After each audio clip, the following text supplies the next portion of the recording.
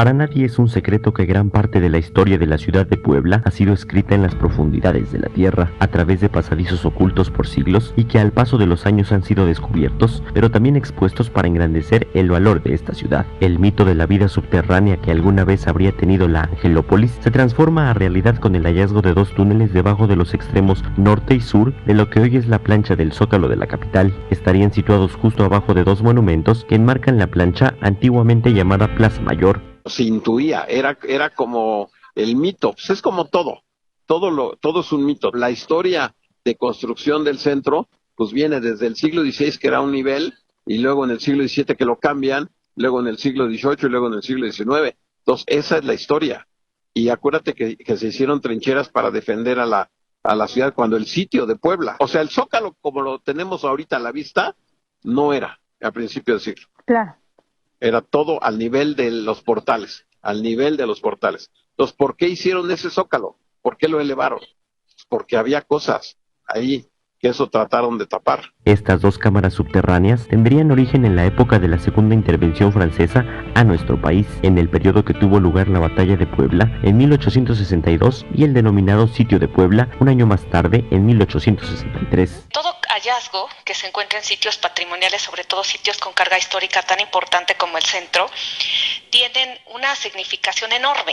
De hecho es invaluable porque habla no de un solo siglo, sino de siglos, nos habla de valores culturales, nos habla de modus operandi dentro de un espacio tan importante que es la ciudad y la comunicación del centro de una ciudad española, cómo se comunica esta ciudad con sus alrededores, que en este caso son los barrios, desde sistemas de drenaje para poder controlar la salida del agua pluvial en exceso, hasta sistemas de circulación, de conexión entre espacios que sí existen. Ambos túneles presentan recubrimientos de tapia en los muros, superficies y aristas con delineado casi perfecto, construcciones a simple vista inconclusas, pero que serían un referente de la existencia de conexiones de la Catedral de Puebla con sitios aledaños a su ubicación. Yo me considero joven a comparación de los años que tienen los túneles, que parten precisamente de aquí de Catedral a muchos puntos de la ciudad, tanto como el dueño de la casa entraba al clero a dar ciertos mensajes, como el clero podía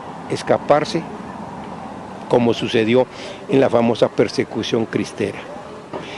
Pero todo esto no es de hace 400 años. Estos túneles que tenemos acá es por la propia seguridad, más que del civil, más que el del dueño de la casa, protección y seguridad del clero. Este hallazgo surge simultáneamente a una potencial obra de remodelación justo en el corazón del Zócalo, donde han vuelto las actividades de trabajadores que se dedican por el momento a limpiar y analizar el lugar de intervención. Los expertos coinciden en que su remodelación no debe ser museística, sino una mezcla de historia y actualidad. Ahorita que levantan las lajas para arreglar, para cambiar los pisos, pues empiezan a encontrar cosas.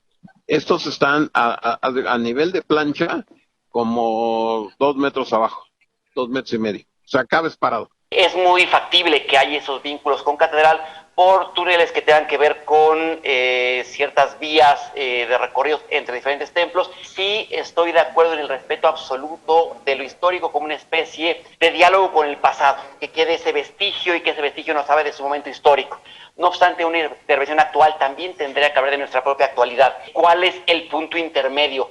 Yo creo que es importante que quede ese vestigio, que quede ese diálogo con la historia. Alrededor del sitio donde se encontró al par de túneles hay otros vestigios que hablan de la historia de Puebla, lajas con inscripciones que han estado ahí por más de un siglo y que con la presente remodelación se sustituyen con nuevas lajas. Para evitar riesgos a estos nuevos descubrimientos, los expertos tienen la respuesta. Hay una manera de conservar que es y dejarlas abajo, pueden quedarse abajo simplemente procurando que lo que las cubra sea un lugar perfectamente constituido para que pueda evitar que haya lastimaduras por parte, por ejemplo, vamos a suponer que estuviera muy superficial, del nuevo tránsito que hubiera a nivel vial, que en ese momento no estaba diseñada la ciudad para ello. Por ahora, autoridades de los 3 niveles de gobierno evalúan qué debe hacerse o modificarse en los proyectos de rescate y remodelación del Zócalo a partir de estos hallazgos. Aldo Hernández, Imagen Noticias Puebla.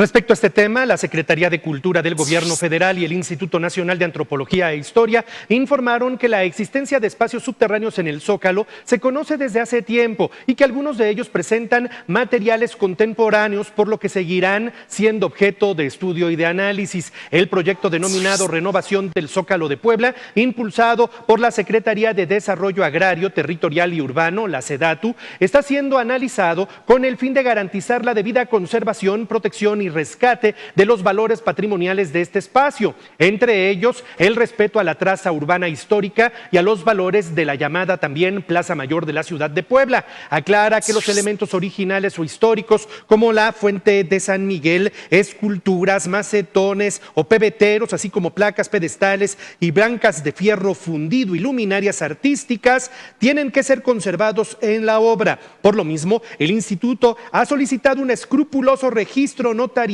de los diferentes elementos antes señalados, incluyendo el mobiliario urbano contemporáneo y las lajas integradas a la plancha del Zócalo en diferentes momentos de la segunda mitad del siglo XX y algunas otras durante ya este siglo XXI.